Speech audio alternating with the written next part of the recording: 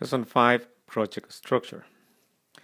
The project-based structure is the one where personnel are specifically assigned to the project and report directly to the project manager. This is a situation in which all the resources assigned to the project are hired exclusively to work on the project. Here's our diagram. This kind of structure usually happens in smaller organizations where there are different projects. It could be projects on health, education, depending on the type of funding and the focus of that organization. But there is no program unit they report to, and one of the advantages and disadvantages that we're going to look at that is going to speak about the perspectives of that from the project manager and the team.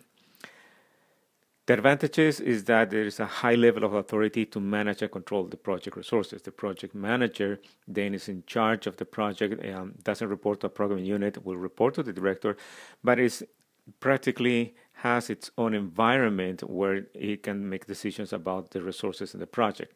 It means that all the staff are assigned 100% to work on the project. And that includes that based on that structure, they are centralized lines of communication. Among the disadvantages of the project structure is that sometimes from a perspective of the organization, it could be some inefficient use of staff. Projects are going to be hiring the same resources, but those resources are never had opportunity to share their skills or their capabilities with other projects because they are assigned 100% to each project.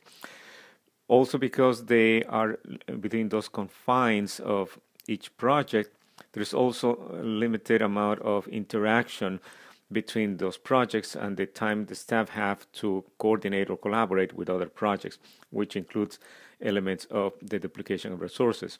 Additional to this, another disadvantage is that because of the nature of the project that has a beginning at the end, once the project is about to be completed, all the staff will start looking for another job. They're going to be looking for other opportunities.